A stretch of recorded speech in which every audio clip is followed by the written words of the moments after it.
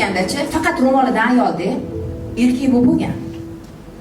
Erkak bo'lib olishgan. Mayli ovozligisi, qomatligisi ayoldir. Yo'q, erkak pozitsiya o't bo'lishgan. Chunki har bir ayolda 70% ayollik bor, jozibasi bor.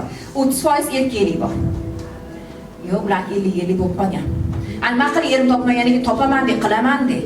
Qachon ayol ayolligini unutar ekan, erkak erkakligini unutadi. Shuni unutmaylik. Ayollik jozibasi hammamizda bor. Mana shu o'tirishingizda hammangizda qizaloqliginglar, ma'shuqaliginglar, onaliginglar, ayolliginglar, bekaliginglar o'tiribdi. Prosta ularning balansi buzilib ketadi.